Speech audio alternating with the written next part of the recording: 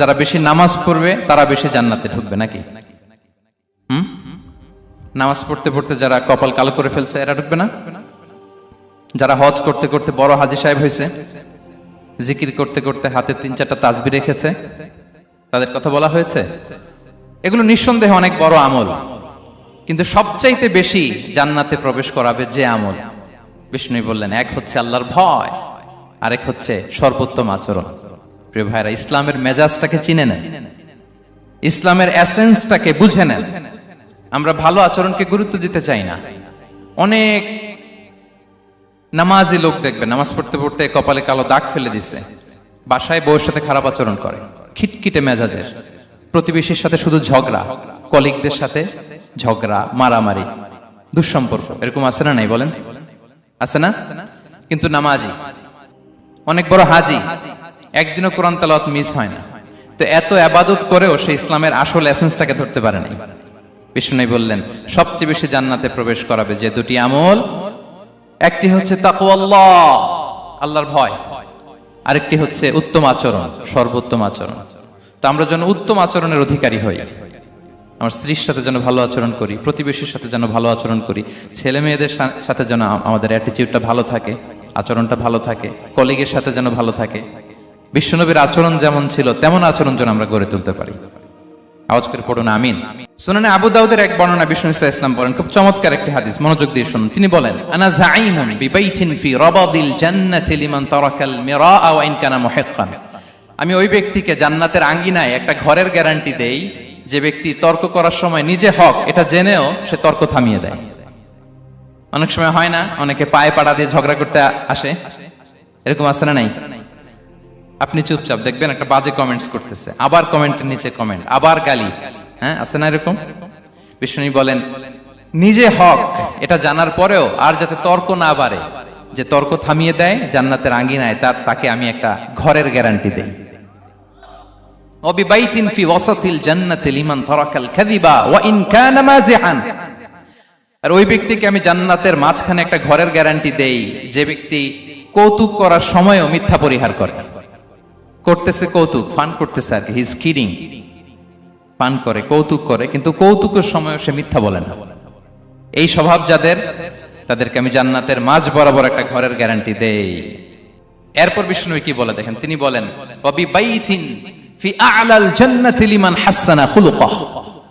আর জান্নাতের একেবারে highest peak of paradise, জান্নাতের সর্বোচ্চ স্তরে আমি একটা ঘর বা একটা বাসভবনের গ্যারান্টি ওই ব্যক্তিকে দেই যে তার আচরণটা সুন্দর করেছে, যে সুন্দর আচরণের অধিকারী হয়েছে, তাকে জান্নাতের হাইস্ট পিকে আমি একটা বাসভবনের গ্যারান্টি দেই। তাহলে বলেন তো আমাদের আচরণটা সুন্দর করার দরকার আছে না নাই? এটা খুব ছোটখাটো একটা আমল, তাই না? কথা বলেন, দক্ষিণ কোরিয়া প্রবাসী ভাইরা আওয়াজ করে বলেন, এটা কি ছোট আমল? দেখলে সালাম দিব, সুন্দরভাবে কথা বলবো, ভালো উইশ করব, হ্যাঁ, হিংসা জিঘাংসা অহংকার থেকে মুক্ত থাকবো, খিটখিটে মেজাজের হব না, অলওয়েজ স্মাইলিং ফেস থাকবে আমার, হৃদ্যতাপূর্ণ আচরণ। এই কাজটা কি ছোট আমল? আওয়াজ করে বলেন, এই আমলটা কি ছোট না বড়?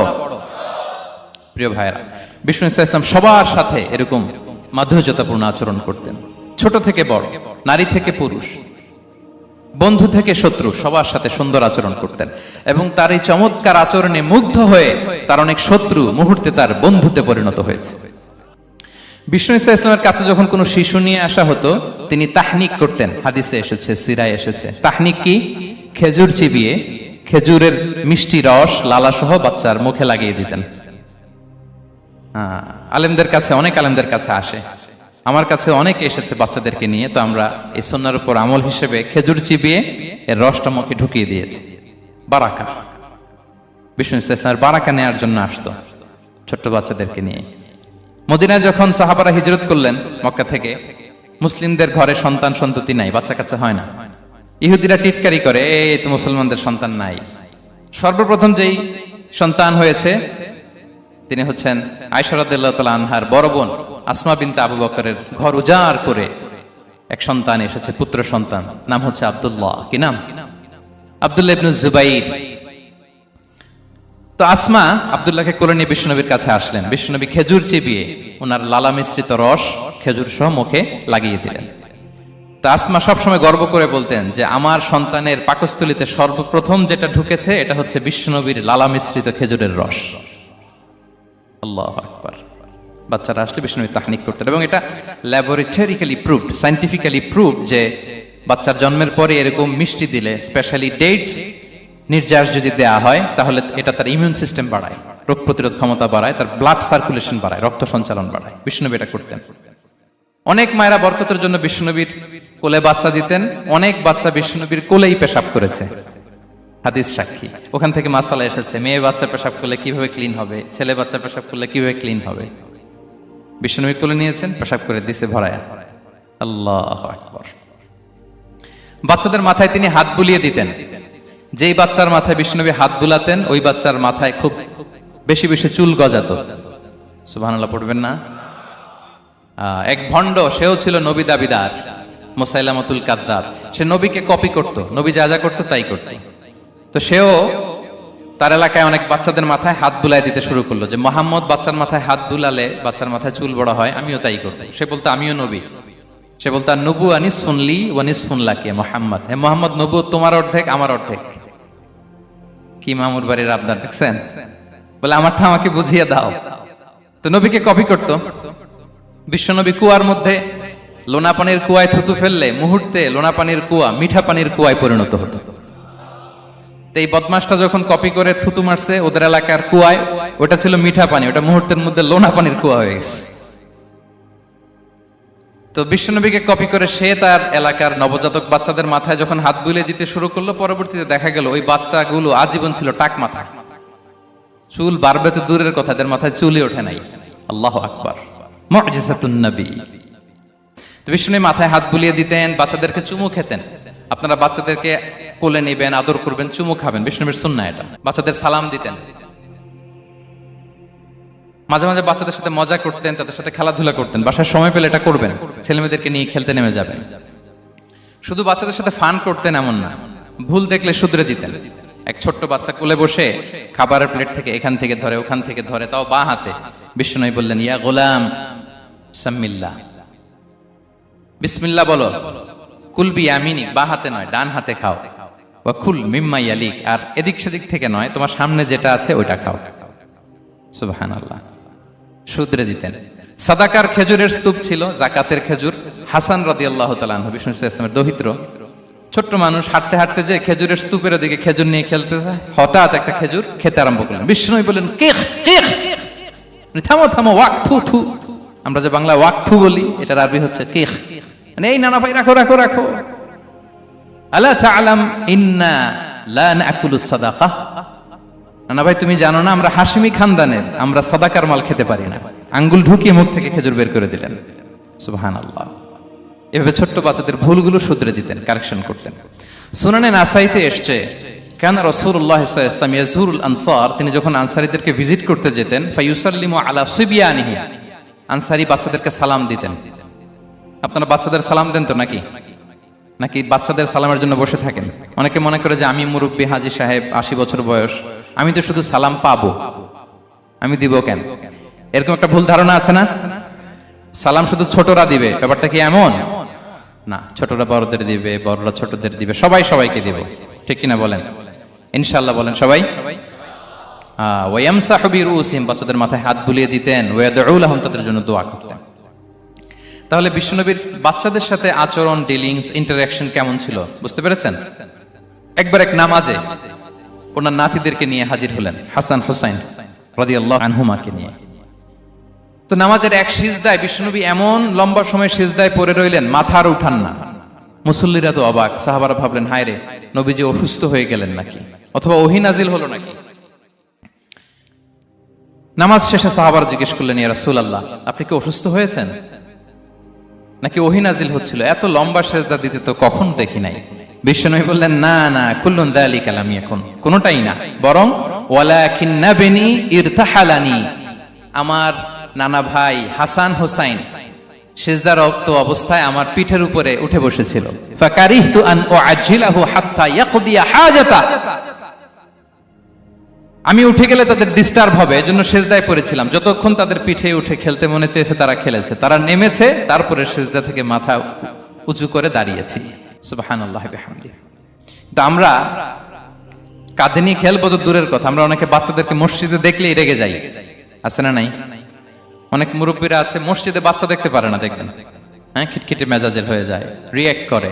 আলহামদুলিল্লাহ গত অনেক বছর ধরে বাংলাদেশে এটা নিয়ে আমরা কন্টিনিউয়াসলি বলেছি যে না, শিশুদেরকে আপনারা মসজিদে আসলে ধমক দিবেন না, ভুল করলে, আওয়াজ করলে, চিৎকার করলে তাদেরকে বকা দেওয়া যাবে? বলেন।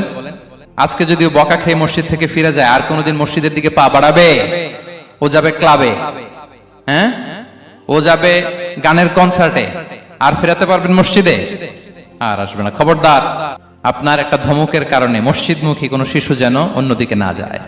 বুঝাবেন যে আব্বু এটা আমাদের ইবাদতগাহ, পবিত্র জায়গা, এখানে দুষ্টামি করতে হয় না, আওয়াজ করতে হয় না, আল্লাহ তোমাকে অনেক গুনাহ দিবে।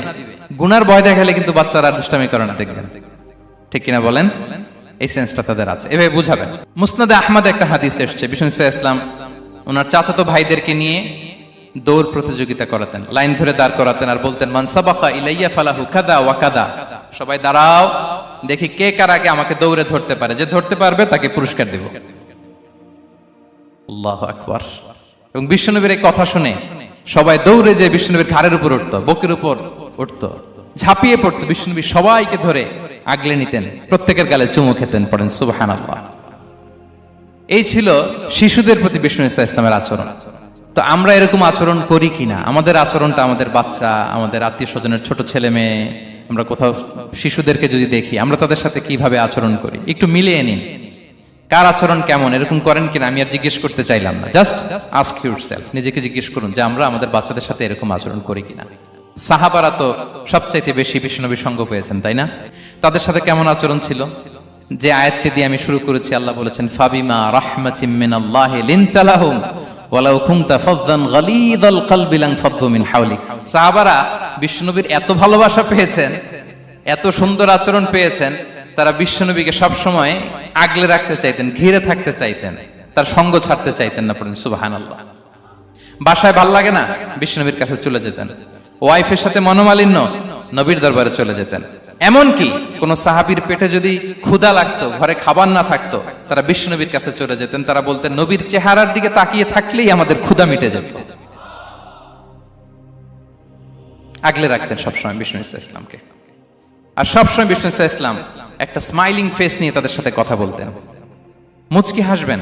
বিষ্ণু বলেন তাবাসসুমুকা ফি ওয়াজহি আখিকা সাদাকা, you smile to your brother, it's a charity. তোমার ভাইয়ের দিকে তাকিয়ে তুমি যে মুচকি হাসো, এটা সাদাকা দেওয়ার সওয়াব কামিয়ে ফেলো তুমি। এবং সাহাবারা বলতেন মা রাআইতু আহাদান আকসারা তাবাসসুমান মিন রাসূলিল্লাহ সাল্লাল্লাহু আলাইহি সাল্লাম। বিশ্বনবীর চাইতে বেশি কাউকে আমরা কোনোদিন মুচকি হাসি দিতে দেখিনি। মুচকি হাসেন তো আপনারা? মুচকি হাসবেন, হাসলে যদি সাদাকার সওয়াব হয় তো আমরা মুখ গোমরা করে রাখবো কেন? দেখবেন যিনি মুচকি হাসে তাকে সবাই পছন্দ করে, আর যিনি গোমরা মুখ থাকে তার দেখতে ভালো লাগে। আমার ভালো লাগে না, আপনাদের লাগে? হাসি কিন্তু সংক্রামক, ইতিবাচক ভাবে সংক্রামক।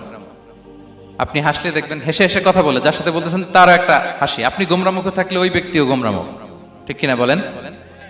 এবং মুচকি হাসলে স্বাস্থ্য ভালো থাকে, মানসিক স্বাস্থ্যের সাথে এটা সম্পর্ক আছে। দেখেন বিষ্ণু ইসলাম কেমন কনসিডারেট ছিলেন। বিশ্বনবী যদি কারোর সাথে মুসাফা করতেন, ভাই একটু হাত মিলান তো, এই যে ওই লোক হাত সরানোর আগে বিশ্বনবী হাত সরাতেন না। যখন উনি হাতটা টান দিতেন তখন নবী হাত টান দিতেন। কারোর সাথে কথা বলার সময় এইভাবে আর চোখে তাকাতেন না, এইভাবে না। কথা বলতে হইলে ঘুরে তার দিকে হয়ে তাকে সম্মান দিয়ে, রেসপেক্ট দিয়ে কথা শুরু করতেন। কেউ কোনো গুরুত্বপূর্ণ কথা কানে কানে বলতে চাইলে তিনি কথা শেষ না হওয়া পর্যন্ত মাথা সরাতেন না।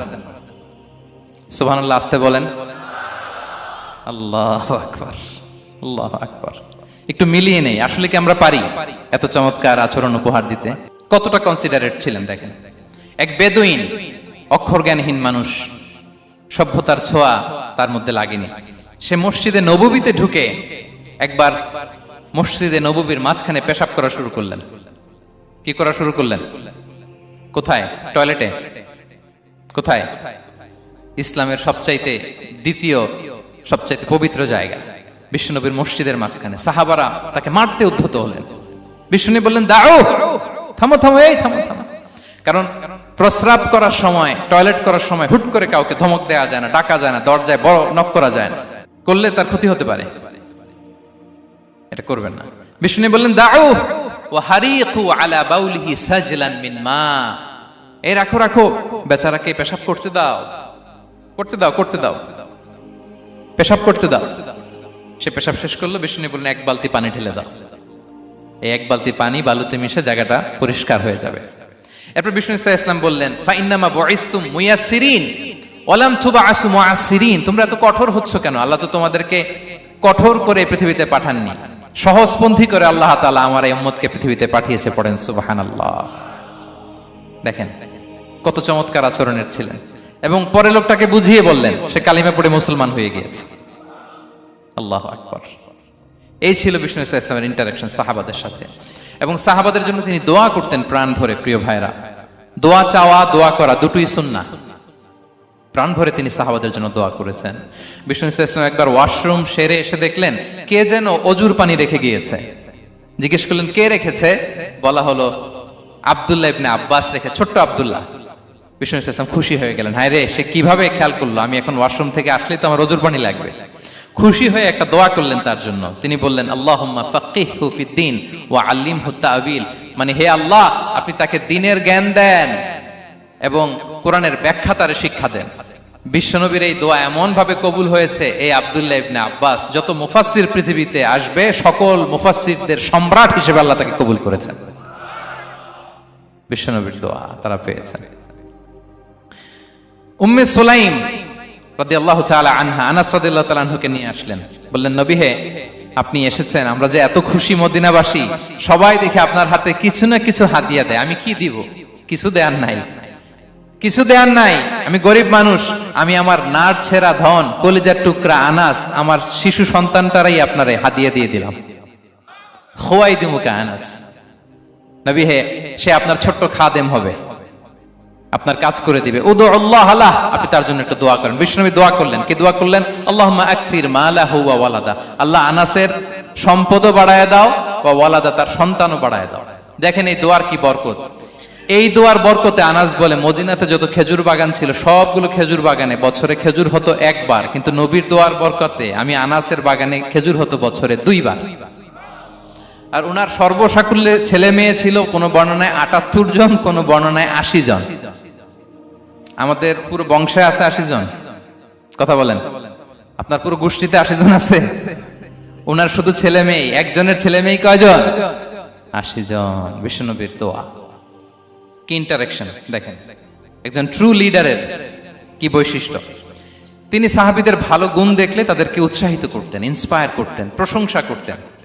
আবু মুসা আল-আশআরী রাদিয়াল্লাহু তাআলা আনহু, তিনি রাত জেগে চমৎকার কণ্ঠে তেলাওয়াত করতেন। একদিন তার ঘরের পাশ দিয়ে বিষ্ণুনবী যাচ্ছিলেন, পরের দিন বললেন, আবু মুসা, আমি কিন্তু তোমার কণ্ঠ শুনেছি, বড় সুরেলা গলা তোমার। লাকাত উতিতা মিজমারান মিন মাজামিরি আলি দাউদ, দাউদ নবীর গলায় আল্লাহ যে সুরের ঝংকার দিয়েছেন, এই উম্মতের মধ্যে আল্লাহ তোমার গলায় সেই সুরের লহরী ঢেলে দিয়েছেন।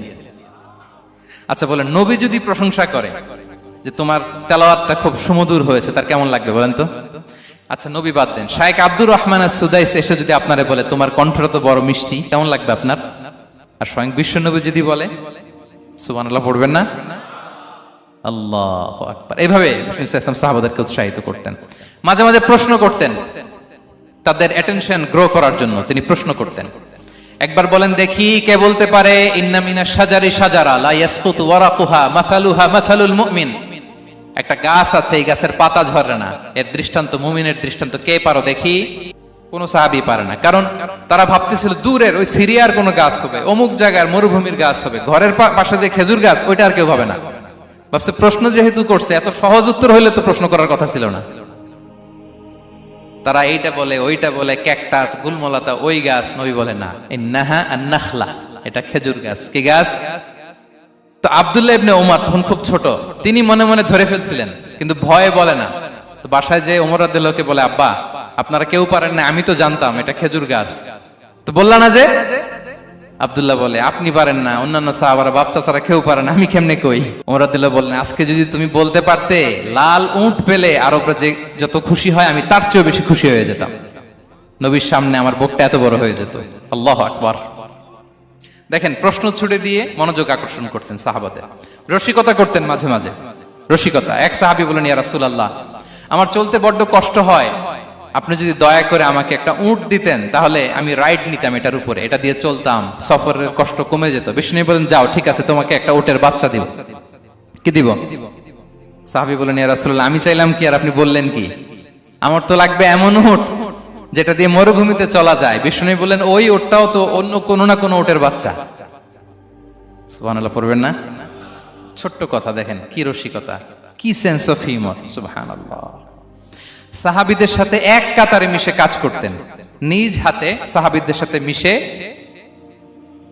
কি করেছেন? মসজিদে নববী নির্মাণ করেছেন। পঞ্চম হিজরিতে নিজে মরুভূমির বালু খনন করে পেটে পাথর বেঁধে পরীক্ষা খনন করেছেন সাহাবীদের সাথে। True leader. শুধু তাই নয়, সাহাবারা ভালো পরামর্শ দিলে সেটা অ্যাকসেপ্ট করতেন। আমাদের মধ্যে অনেকের একটা ইগোইস্টিক ঝামেলা আছে, বাড়ির কাজের মেয়ে বলছে, কাজের ছেলে বলছে, এই আমার স্টাফ বলছে, এটা আমি কেন শুনবো? এরকম একটা মেন্টালিটি অনেকের আছে না নাই? অনেক সময় তাদের মধ্য থেকেও ভালো পরামর্শ আসতে পারে না? বলেন পারে কিনা? বিশ্বনবী দেখতেন কেউ ভালো পরামর্শ দিলে সেটা পিক করতেন, নিয়ে নিতেন। বদরের যুদ্ধে মুসলিম সৈন্যরা কোথায় ক্যাম্প করবে, বিশ্বনবী হঠাৎ একটা জায়গায় ক্যাম্প স্থাপনের নির্দেশনা দিলেন। হাব্বাব ইবনুল মুনজির রাদিয়াল্লাহু তাআলা আনহু, তিনি বললেন, ইয়া রাসূলুল্লাহ, অনুমতি দিলে একটা কথা বলবো। কি কথা?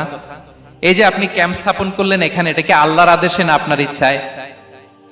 নবী বললেন, আমার ইচ্ছা, এটা আল্লাহর আদেশ নয়। তাহলে ঠিক হয় নাই, লোকেশন সিলেকশন ঠিক হয় নাই। তাহলে কোথায়? হাব্বাব বললেন, ইয়া রাসূলুল্লাহ, ওই যে কূপ দেখা যায় ওখানে, দ্যাটস আওয়ার লোকেশন, ওখানে করলে ভালো হবে। কেন? বলতেছে, আমরা ওখানে ব্যারিকেড দিয়ে রাখবো, পানি আমাদের কন্ট্রোলে থাকবে, কুরাইশরা পানির অভাবে যুদ্ধ ছাড়াই মরবে, আমরা পানি খেয়ে যুদ্ধ করবো। সুবহানাল্লাহ বলেন। বিশ্বনবী সাথে সাথে হাব্বাবের কথা মেনে নিলেন, বলে যে না, আমি যে ডিসিশন দিয়েছি সৈন্যদের মধ্যে আবার ছড়িয়ে দাও, we should change our location. আল্লাহু আকবার। তাহলে সাহাবাদের সাথে ইন্টারেকশন কি ফ্র্যাঙ্কলি, কি ওপেন মাইন্ডেড। সুবহানাল্লাহ বিহামদি।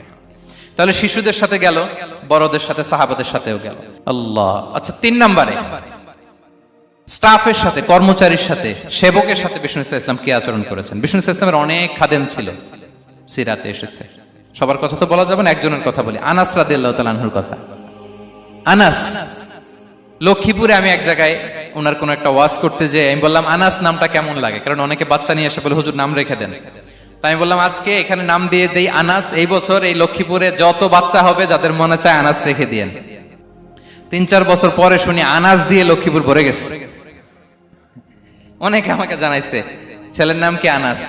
তো বলে যে, ওই যে হুজুর আপনি 19 সালে আমাদের লক্ষ্মীপুরে এসে বলছিলেন, ওই কথা থেকে আমরা, পেটে ছিল বাচ্চা, আমরা নিয়ত করে ফেলছি আনাস রাখবো। আনাস নামটা অনেক সুন্দর না? সাহাবাদের নামগুলো চুজ করে করে ছেলেদের নাম রাখবেন। উনি ছিলেন বিষ্ণু ইসলামের খাদেম। কোনদিন তিনি কোন ওনার স্টাফকে, সেবককে, খাদেমকে মারধর করেন নাই, কোনদিন না। আমরা তো পান থেকে চুন খসলে, আল্লাহ, বাংলাদেশে ওই যে লোহার খুন্তি গরম করে কাজের মেয়ের পিঠে শেখা দেয়া হয়, এরকম আছে না নাই? ডাকাত বলেন, মানবাধিকার কর্মী, আবার নারী আন্দোলনের বড় নেত্রী, কিন্তু ঘরের ভেতরে দেখা যায় তার আসল চরিত্র। কারো আসল চরিত্র যদি জানতে চান, কয়েকটা জায়গায় নক করলে জানা যায়। এক হচ্ছে তার বউ, তার ব্যাপারে কি বলে, তার স্ত্রী। এরপর তার ড্রাইভার কি বলে, তার ঘরের কাজের মহিলাটা কি বলে। এদের কাছে নক করলেই আপনি বড় সাহেবের আসল তথ্য পেয়ে যাবেন। কথা বুঝতে পেরেছেন? আনাস রাদিয়াল্লাহু তাআলা আনহু বলেন, খাদিমতুন নাবিয়্যা 10 সিনিন ফামা ক্বালা লি উফ ফামা ক্বালা লি লিমা সানা'তা ওয়ালা লিমা লা সানা'তা। আমি 1 বছর 2 বছর নয়, 10 বছর বিশ্বনবীর খাদেম ছিলাম। আওয়াজ করে বলেন তো, কয় বছর? একদিনের জন্য আমার কোনো কাজে বিরক্ত হয়, উহ ইস, আরে, বিরক্ত হয়ে আমরা এগুলো বলি না? একদিনের জন্য বলে না, একদিন, একটি মুহূর্তের জন্য। এই 10 বছরে একটিবারও প্যারা নবীজি বলেন নাই, আনাস এটা কেন করলে? একবারের জন্য বলে নাই, আনাস এটা করলে না কেন? একবারের জন্য তিনি বলেন। আনাস রাদিয়াল্লাহু তাআলা আনহু বলেন, একদিন একটা কাজে, সম্ভবত জুব্বা আনতে আমাকে বিষ্ণু পাঠিয়েছিলেন। আমি ছোট মানুষ, জুব্বা আনতে যে ভুলে আমি মদিনার বাচ্চাদের খেলা দেখতে আরম্ভ করলাম। বাচ্চারা রাস্তায় খেলাধুলা করে না? বিশ্বনবী যেটা আনতে পাঠিয়েছে ওইটা না এনে ভুলে, ছোট মানুষ তো, সেও দাঁড়িয়ে দাঁড়িয়ে মদিনার ছেলেমেয়েদের খেলা দেখতেছে। এখন সময়ের পর সময় যায়, ঘন্টার পর ঘন্টা যায়, আনাস তো আর আসে না জুব্বা নিয়ে। বিশ্বনবী ভাববেন, হায় রে, আনাস মনে ভুলে গেছে, যাই নিজের কাজ নিজেই করে নিয়ে আসি। বিষ্ণু বেরোলেন, বেরোই দেখে ওই তো আনাস, আমার আনাস বাচ্চাদের সাথে খেলা দেখতেছে। আমরা হইলে কি করতাম? আমরা হইলে কি মায়ের, ওই যে ডাইরেক্ট মায়ের। আল্লাহ, আজকে তোর একদিন কি আমার একদিন না। বিষ্ণু গেলেন, তিনিও বাচ্চাদের সাথে খেলা দেখতে শুরু করলেন, কিছুই বললেন না, শুধু আলতো হাতে আনাসের পিঠে হাত রাখলেন, ঘাড়ে আলতো হাতে। বিষ্ণুবীর হাতটা রেশমের চেয়েও সফট ছিল। হাত রাখলেন, হাত রাখাতে আনাস রাদিয়াল্লাহু তাআলা আনহু ফানাযারতু ইলাই, তিনি বললেন আমি পিছনের দিকে তাকালাম, বিষ্ণুনবীর দিকে আমি তাকালাম, হঠাৎ করে দেখলাম যে বিষ্ণুনবী। তাকানোর পর পর আমি ভয় পেয়ে গেলাম, কিন্তু বিষ্ণু সাল্লাল্লাহু আলাইহি ওয়াসাল্লাম ধমকও দেয় নাই, কিরে আনাস তুই এখানে, এটাও বলে নাই। তাকালাম, ওয়া হুয়া ইয়াদহাক, তিনি একটা মুচকি হাসি দিলেন। বললেন আনাস তোমাকে না কাজে পাঠিয়েছিলাম, এখানে কেন? আনাস বলে ইয়া রাসূলুল্লাহ ক্ষমা করে দেন, আমি যাচ্ছি। আনাস বলে বিশ্বনবীর সেদিনের মুচকি হাসির শাসন মরার আগের দিন পর্যন্ত আমরা এই সোজা রাস্তায় রেখেছি। ভাইরা আমার, শাসন করতে জানলে পিট্টি দেয়া লাগে না, ধমক দেয়া লাগে না, মার দেয়া লাগে না। শাসন করতে জানলে একটা মুচকি হাসি দিয়ে শাসন করা যায়। এবার জানবো স্ত্রীর সাথে আচরণ। স্ত্রী যার সাথে আমার সম্পর্ক খুবই গভীর, খুবই মজবুত, তার সাথে কেমন আচরণ ছিল। সিরাতে অনেক কথা এসেছে, আমাদের সময় নেই, সংক্ষেপে বলি। স্ত্রীদের তিনি আগে সালাম দিতেন, মসজিদ থেকে ঘরে পৌঁছে দিতেন, ঘরের কাজে সহযোগিতা করতেন, ওঠে ওঠার সময় হেল্প করতেন, মাঝে মাঝে স্ত্রীদের পরামর্শও নিতেন। আপনারা এগুলো করেন তো? করেন? এই যে আওয়াজ নাই, পেছনে কিন্তু ভাবিরা বসে আছে সবাই। উল্টা পাল্টা বললে এখানে উইটনেস আছে, খবর আছে আজকে। এগুলো করেন? করেন? হ্যাঁ, করতে হবে, করতে হবে। বিষ্ণু সাল্লাল্লাহু আলাইহি ওয়াসাল্লাম নিজ হাতে ঘরে উটের দুধ দহন করতেন, রুটি সেকা দিতেন, কাপড় সেলাই করতেন, এই কাজগুলো করতেন। এবং আম্মা জান আয়েশা রাদিয়াল্লাহু তাআলা আনহাকে এত ভালোবাসতেন, তিনি বলেন আমি গোশত খেয়ে ওইটার হাড্ডিটা রেখে দিলে বিশ্বনবী আমার খাওয়া হাড্ডিটা নিয়ে আবার চুষতে শুরু করতেন। আমি গ্লাসের যেখান দিয়ে পানি খেতাম, পেয়ালার খুঁজে খুঁজে বিশ্বনবী ওই জায়গায় ঠোঁট লাগিয়ে পানি খেতেন। মাইমুনা রাদিয়াল্লাহু তাআলা আনহা বলেন যে আমি আর বিশ্বনবী এক বালতি থেকে মগ দিয়ে পানি নিয়ে দুজনে গোসল করেছি। আল্লাহু আকবার, কি চমৎকার আচরণ। এবং স্ত্রীদের নিয়ে তিনি সফর করতে বেরোতেন। একবার রাত্রিবেলা বিষ্ণু সাল্লাল্লাহু আলাইহি ওয়াসাল্লাম এবং আম্মা জান আয়েশা রাদিয়াল্লাহু তাআলা আনহা, বিষ্ণু বলেন চলো তো আমরা একটু দৌড় দেই, এক্সারসাইজ হয়ে যাবে। দুইজনে দৌড় দিলেন। তখন আম্মা জান আয়েশা রাদিয়াল্লাহু তাআলা আনহা একটু স্লিম ছিলেন, তো দৌড়ে বিশ্বনবী পিছে পড়ে গেলেন, আম্মা জান আয়েশা ফার্স্ট হয়ে গেলেন, আগে চলে গেলেন। বড্ড খুশি, উনি বিশ্বনবীকে হারিয়েছেন। আবার অনেক বছর পরে, তখন সময়ের ব্যবধানে আম্মা জান আয়েশা একটু হেলদি হয়ে গিয়েছেন, আগের মতো আর চিকন নেই। আবার বিশ্বনবী কোনো এক রাতে বললেন আয়েশা চলো আজকেও একটু এক্সারসাইজ করি, দৌড় দেই। দুজন মিলে দৌড় দিলেন। আজকে বিশ্বনবী আর আম্মা জান আয়েশাকে চান্স দেন নাই, তিনি জোরে দৌড়ে আম্মা জান আয়েশাকে রানার আপ করে দিলেন, উনি ফার্স্ট হয়ে গেলেন। এরপর কি বললেন জানেন? সুনানে আবু দাউদের হাদিস, তিনি বললেন ইয়া আয়েশা হাদিহি বিতিলকা সাবকা। দেখেন বিশ্বনবী মনে রাখছেন, নোটে রাখছেন। বিশ্বনবী বললেন আয়েশা ওই যে এত বছর আগে কোন এক রাতে মরুভূমিতে দৌড়ে আমাকে হারাইছিলা, আজকে ওইটার বদলা নিয়ে নিলাম। তিলকা সাবকা, ওইটার বিনিময়ে এটা। ওই দিন তুমি জিতছিলা, আজকে তোমার উপর আমি জিতে গেলাম। কি হৃদ্যতা ছিল, কি সম্পর্ক ছিল স্ত্রীর সাথে। তাই বলে মনে করবেন না যে কোনো মনোমালিন্য হতো না, হতো। মানবিক যে ব্যাপারগুলো, মাঝে মাঝে একটু ছোটখাটো মিষ্টি ঝগড়া, একটু মনোমালিন্য, এটাও হতো।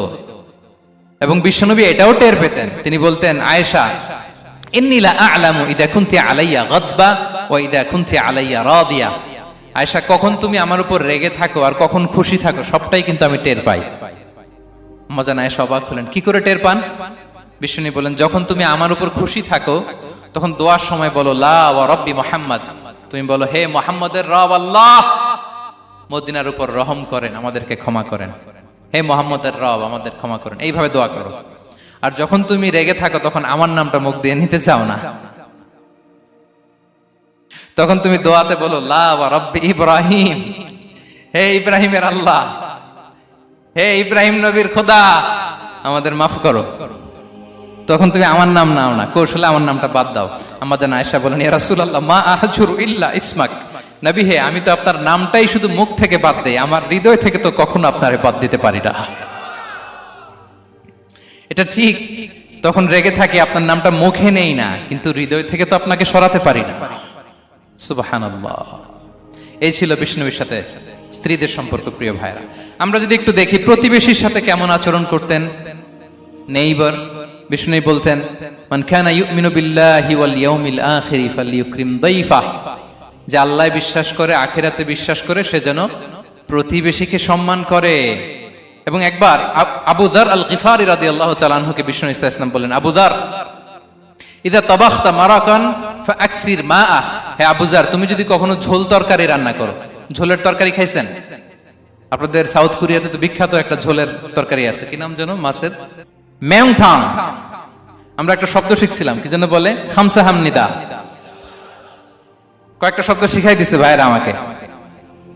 তো এই যে নামটা বললাম, ঝোলের মধ্যে ট্যাংরা মাছ, শিং মাছ ঝোল দেয়া একটা তরকারি।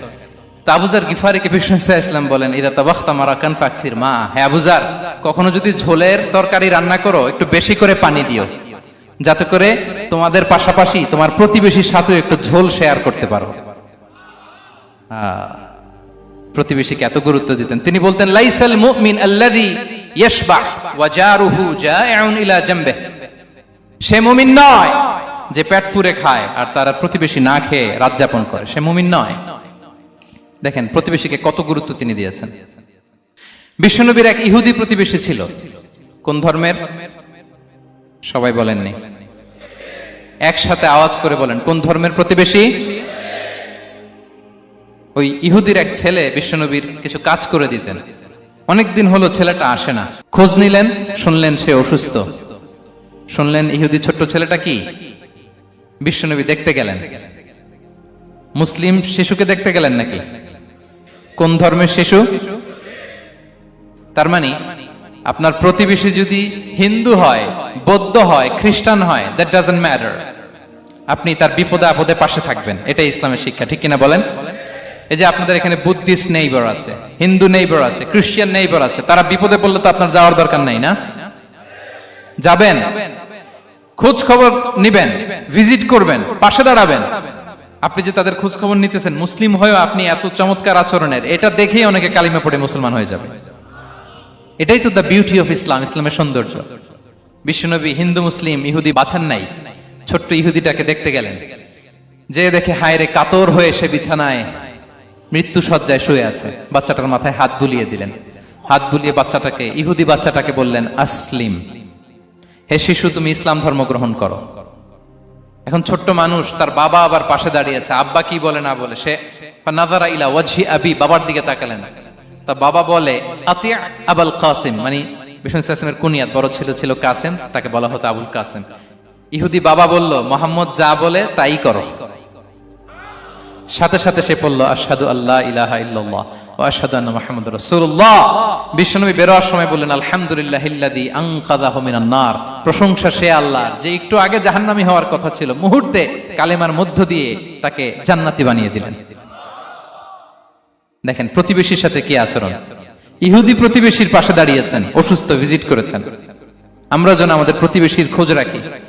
অভুক্ত প্রতিবেশী রেখে আপনি পেট পুরে খেয়ে তাহাজ্জুদ করলে ওই তাহাজ্জুদ আল্লাহর দরবারে যাবে না।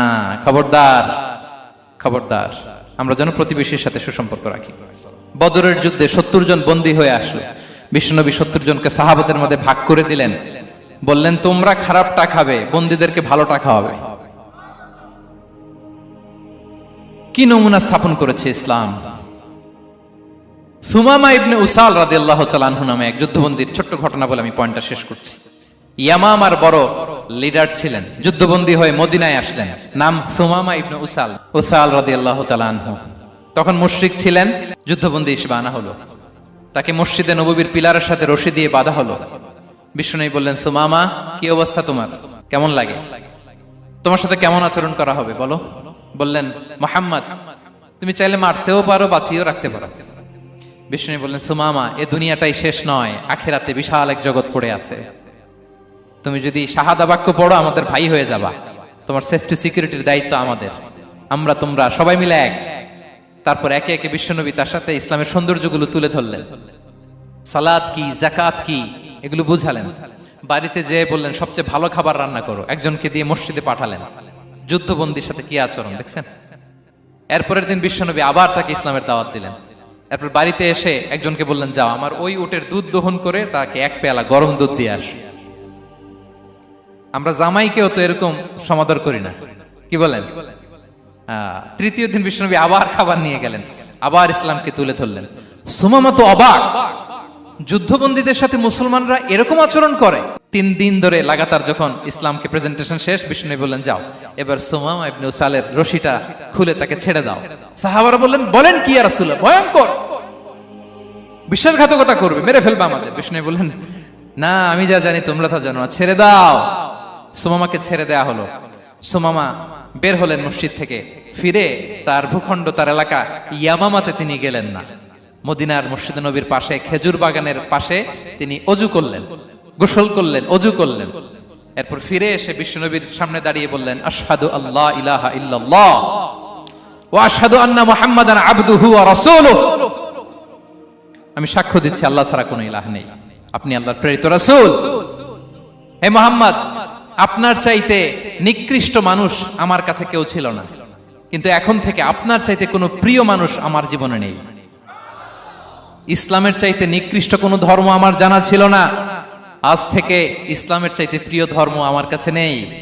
মদিনার চেয়ে নিকৃষ্ট কোনো শহর আমার কাছে ছিল না, সবচেয়ে অপছন্দের শহর, আজ থেকে মদিনার চেয়ে প্রিয় শহর আমার কাছে নেই। দিস ইজ ইসলাম। বিশ্বনবী বললেন, হে নবী, আপনি আমাকে উমরার অনুমতি দিন। তিনি উমরা করতে গেলেন। বিশ্বনবী তাকে তালবিয়া শিখিয়ে দিলেন। এই প্রথম কেউ মুসলিম, সুমামা ইবনে উসাল, উনিই প্রথম মুসলিমদের মধ্যে উমরা করেছেন তালবিয়া পড়তে পড়তে, লাব্বাইক আল্লাহুম্মা লাব্বাইক পড়তে পড়তে। উমরা করার শেষে ইয়ামামা থেকে গম আসতো মক্কায়, ওই গম পিষে রুটি বানিয়ে মক্কাবাসী খেয়ে বেঁচে থাকতো। উনি ঘোষণা দিলেন, মুহাম্মাদের অনুমতি ছাড়া ইয়ামামার একটি গমের দানা আজ থেকে মক্কায় পৌঁছবে না। সুবহানাল্লাহ পড়বেন না? এই যে আমেরিকা যে ইকোনমিক স্যাংশন দেয়, এটা শিখছে সুমামা উমামা ইবনে উসাল রাদিয়াল্লাহু তাআলা আনহুর কাছ থেকে। আল্লাহু আকবার। তিনি বললেন, একটা গমের দানা পচবে না। ওনারা আর রুটি খেতে পারে না, গমের দাম বেড়ে গেল। বিষ্ণুর কাছে চিঠি লিখে পাঠালেন, হে মুহাম্মদ, তুমি যদি উমামারে না বলো আমরা না খেয়ে মরবো। পরে বিশ্বনবীর হস্তক্ষেপের মধ্য দিয়ে আবার ইয়ামামা থেকে গম আসা শুরু হয়েছে। সুবহানাল্লাহ পড়ে। প্রিয় ভাইয়েরা, তাহলে বন্দীদের সাথে, যুদ্ধবন্দীদের সাথে বিশ্বনবীর আচরণ কেমন ছিল টের পেয়েছেন? ভিক্ষুকের সাথে কি আচরণ? বিশ্বনবী কখনো না বলতে পারতেন না। কেউ হাত পাতলে কি বলতে পারতেন না? পারতেন না। এক ভিক্ষুক এসে বলে, এই মুহাম্মদ, দাও, তোমার কাছে কি আছে দাও। নবী তখন চাদর পরা ছিলেন, চাদর ধরে এমন জোরে টান দিছেন বিশ্বনবীর ঘাড়ের চামড়া এখানে ছিঁড়ে গেছে, চামড়ায় দাগ পড়ে গেছে। বিশ্বনবী তার দিকে তাকিয়ে, ওই যে মুচকি হাসির ম্যাজিক, আবার মুচকি হাসি, মুচকি হাসি দিয়ে বললেন, যাও তাকে কিছু দিয়ে দাও। সুবহানাল্লাহ পড়বেন না? আচ্ছা, ভিক্ষা করতে আইসা যদি আপনার জুব্বা ধরে টান মারে, জামার কলার ধরে টান মারে, এই দে, কি করবেন বলেন? ওই যে মায়ের, মানে ডানে ভাই আর কোনো সলিউশন নাই, খালি মায়ের, আইজো মায়ের, খাইলো মায়ের। দেখেন, ভিক্ষা করতে এসে জামা ধরে টান দিয়ে ঘাড়ের চামড়ায় এখানে দাগ ফেলে দিয়েছে, কিন্তু বিশ্বনবী হাসি দিয়ে সলিউশন করলেন। সুবহানাল্লাহ পড়ে। শত্রুদের সাথে তিনি কেমন আচরণ করেছেন? আল্লাহ আল্লাহ আল্লাহ আল্লাহ। তায়েফের ময়দানে রক্তাক্ত হয়েছেন, রক্তাক্ত। পাহাড় রক্ষী ফেরেশতারা বলে, নবী আপনাকে রক্তাক্ত করেছে? তায়েফে কেন গেছিলেন বিশ্বনবী? জমির বায়না করতে না? তায়েফে জমি কিনতে গেছিল না? তায়েফবাসীকে জাহান্নামের আগুন থেকে বাঁচাতে রক্তাক্ত করা হয়েছে। পাহাড় রক্ষী ফেরেশতারা বললেন, নবী একটা আদেশ দেন, দুই দিক থেকে চাপা মেরে পুরো তায়েফবাসীকে মাটির সাথে মিশিয়ে ফেলবো, মাটির সাথে মিশে যাবে। বিশ্বনবী বললেন, না না, তারা হয়তো ঈমান আনে নাই, তাদের ভবিষ্যৎ প্রজন্মের কেউ না কেউ লা ইলাহা পড়বে, কেউ না কেউ লা ইলাহা জপবে। তাই হয়েছে। তায়েফে যদি যান, আল্লাহু আকবার, মসজিদ আর মসজিদ, শান্তি আর শান্তি। আল্লাহু আকবার। উহুদের ময়দানে দাঁত শহীদ হয়েছে, রক্তাক্ত হয়েছে, হেলমেট ভেঙে কপালে পাথর ঢুকেছে। ফেরেশতারা বললেন, আদেশ দেন, উহুদ পাহাড় তাদের ঘাড়ের উপরে বসিয়ে। বিষ্ণু বললেন, না। বিষ্ণু বললেন, না, আল্লাহুম্মা হদি কওমি ফা ইন্নাহুম লা ইয়ালামুন। আল্লাহ আমার কওমকে ক্ষমা করে দেন, ওরা বুঝে নাই। দেখেন, শুধু ক্ষমাই চান নাই যে আল্লাহ ওদেরকে মাফ করে দেন, ওদের হয়ে কৈফিয়ত দিয়েছেন আল্লাহকে, এক্সকিউজ দিয়েছেন। আল্লাহ কেন কেন ক্ষমা করবেন? কারণ ওরা বুঝে নাই। এক্সকিউজ দিয়েছেন, তাদের হয়ে কৈফিয়ত দিয়েছেন। এই ছিল শত্রুদের সাথে বিশ্বনবীর আচরণ।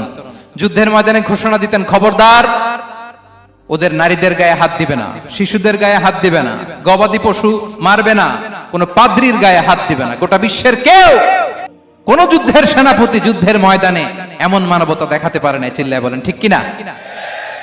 অষ্টম হিজরিতে মক্কা বিজয়ের দিন থারথার করে কাঁপছিল কুরাইশরা যে আজকে তো আমাদেরকে ক্যাপিটাল পানিশমেন্ট দিবে, ডেথ পেনাল্টি দিবে। বিশ্বনবী বললেন, না, লা তাসরিবা আলাইকুমুল ইয়াউম ইযহাবু ফাআনতুমুত তালাকা।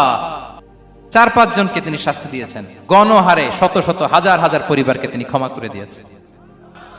বললেন, তোমরা আমার ভাই, ভাই ভাইয়ের সাথে যেরকম আচরণ করবে, ইউসুফ তার ভাইদের সাথে যা করেছে আমি তাই করব, আমি ক্ষমা করে দিলাম।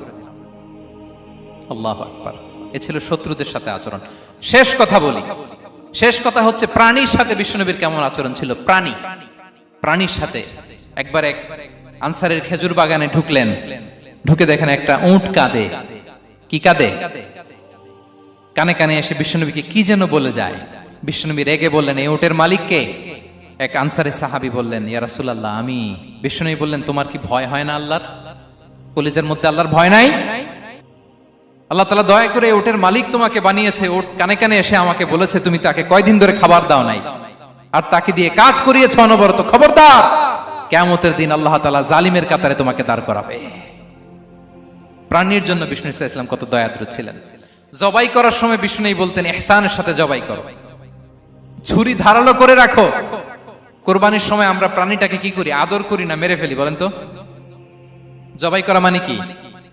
মেরে ফেলতেছি। বিষ্ণু বলেন, ইদা কাতালতুম ফাহসিনুল কিতলা, মারবা ঠিক আছে, কিন্তু মন মতো না, ইহসানের সাথে কতল করো। ওয়ালিয়ুহিদ্দা আহাদুকুম শাফরাতাহু ওয়ালইয়ারিহ যাবিহাতাহু, ছুরিটাকে ধার করে রাখো যাতে করে খুব সহজে তার রূহটা বের হয়ে যায়। সুবহানাল্লাহ। দেখেন, আমরা নিজেদের সাথে একটু মিলাই। বাংলাদেশে দেখেন তো, কুকুর একটা দেখলে আমরা কি করি? হ্যাঁ, হয় লাথি নয় একটা ঢিল। বিড়াল দেখলে কি করি? হয় দাবরানি দেই নয় দৌড়ানি দেই। এরকম আছে না নাই? উন্নত দেশগুলোতে দেখবেন রাস্তার মাঝখানে একটা ছোট্ট সাপ, পুরো হাইওয়েতে সবগুলো গাড়ি থেমে গিয়েছে একটা হাঁসের বাচ্চা বাঁচানোর জন্য, একটা সাপের বাচ্চা বাঁচানোর জন্য। আর আমরা পাখির মতো মানুষকে গুলি করে মারি। মানুষকে আমরা গুলি করে মারি পাখির মতো নির্বিচারে। প্রিয় ভাইরা, বিষ্ণু ইসলাম প্রাণীর প্রতি আমাদেরকে দয়াদ্র হতে বলেছেন। তাহলে বিশ্বনবীর আচরণ কেমন ছিল একটা ওভারঅল ধারণা আপনারা পেয়েছেন প্রিয় ভাইরা? হ্যাঁ, শিশুদের সাথে কোমল আচরণ করবেন তো আপনারা? আদর করবেন, চুমু দিবেন, কোলে নিবেন। হ্যাঁ, ভুল করলে শুধরে দিবেন, পারবেন? বড়দেরকে আগে সালাম দিবেন তো? আর কর্মচারী একটা ভুল করলে পিটাইয়া শোয়ায় ফেলবেন, এরকম করবেন না? ভালো আচরণ করবেন। স্ত্রীর সাথে কেমন আচরণ করবেন? হ্যাঁ, মাধুর্যপূর্ণ আচরণ। ওই একজন কয়, হুজুর নাই। আরে বেটা, হওয়ার পরে কেমন করবা ওইটা বলো না। নিয়ত করে রাখো যে আমরা আমাদের ঘরটাকে জান্নাতি ঘর বানিয়ে ফেলবো, ঠিক কিনা? প্রতিবেশীর সাথে যেন আমরা ভালো আচরণ করি, কারাবন্দীদের সাথে যেন আমরা ভালো আচরণ করি।